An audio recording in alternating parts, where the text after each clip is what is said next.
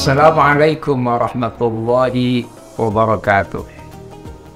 Alhamdulillahi rabbil alamin.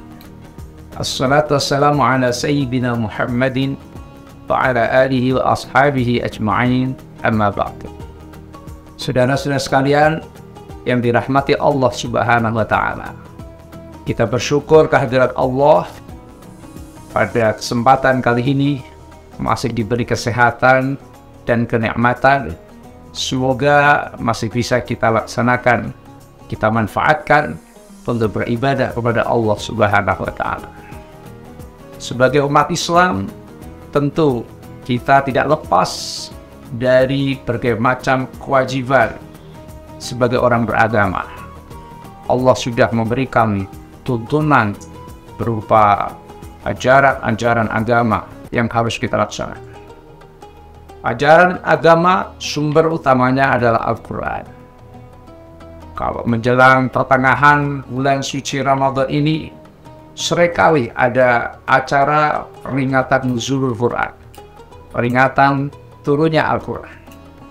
Perlu kita ketahui bersama bahwa Al-Quran oleh Allah itu diturunkan secara bertahap. Pertama, Allah turunkan Al-Quran itu di Lauhil Mahfuz. Sebagaimana firman Allah, bal huwa Qur'anul Majid fi Lauhil Mahfuz. Allah turunkan di Lauhil Mahfuz. Memang Lauhil Mahfuz itu salah satu hal gaib, ya, al-gaib yang harus kita yakini ada.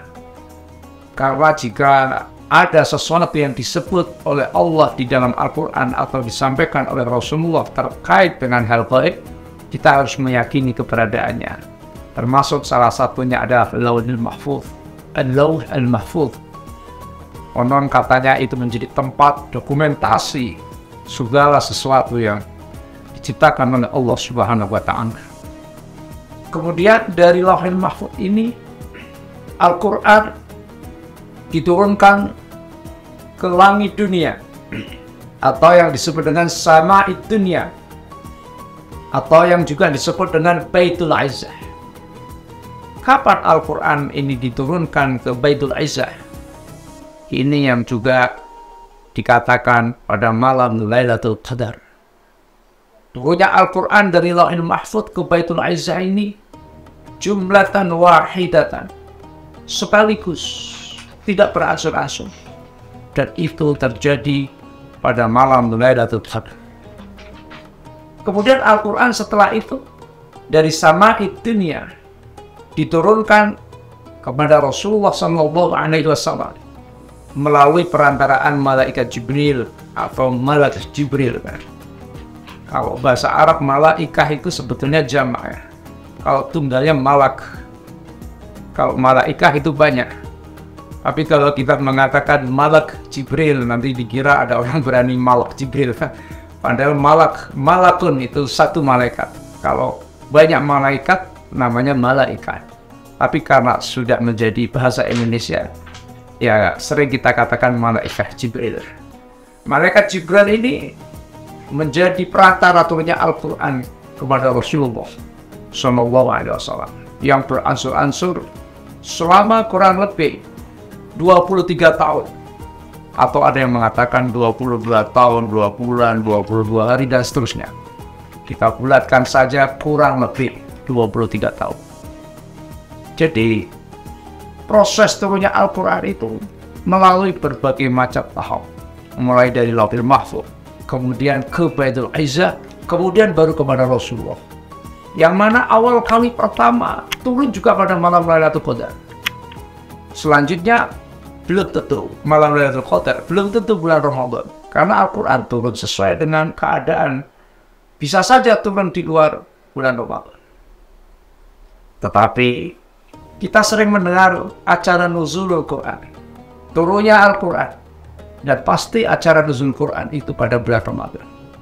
Sehingga timbul pertanyaan, ini yang diperingati itu turunnya Al-Quran dari mana? Ya, kadang-kadang orang gampang menjawab dari mana saja, yang penting turunnya Al-Quran. Jadi yang dimaksud bisa jadi turunnya Al-Quran dari Lauhil Mahfuz ke Baitul Izzah yang jumlatan wahidah tadi. Kalau Al-Quran mengatakan inna anzalna fi lailatul qadar, kami turunkan Al-Quran pada malam Lailatul Qadar. Ini bisa jadi turunnya Al-Quran dari Lauhul Mahfuz ke Baitul Izzah yang jumlatan wahidatan sekaligus, atau turunnya Al-Quran dari Baitul Izzah kepada Nabi Muhammad pada kali yang pertama. Karena selanjutnya belum tentu benar.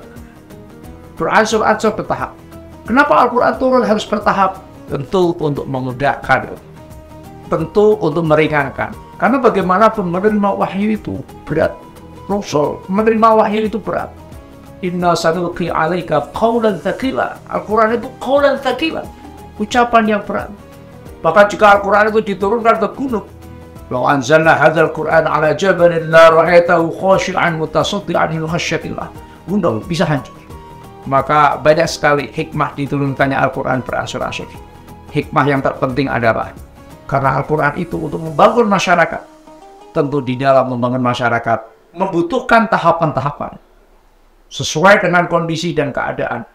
Maka di dalam ulumul Quran ada yang disebut dengan asbabun nuzul atau asbabun nuzulil ayat, sebab-sebab turunnya Al-Quran. Yakni apa itu? Latar belakang peristiwa-peristiwa zaman Nabi yang menjadi latar belakang turunnya Al-Quran. Peristiwa-peristiwa pada zaman Nabi yang dijawab langsung oleh Al-Quran. Itu yang disebut dengan asbabun nuzul. Jadi, saudara-saudara sekalian, Al-Quran ini turun bertahap.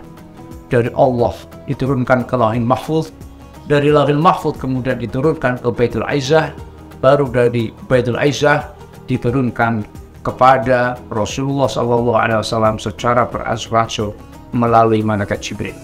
Semoga kita bisa memahami, mengamalkan isi kandungan Al-Quran. Demikian, semoga bermanfaat. Wallahul muwaffiq ila aqwamit thoriq.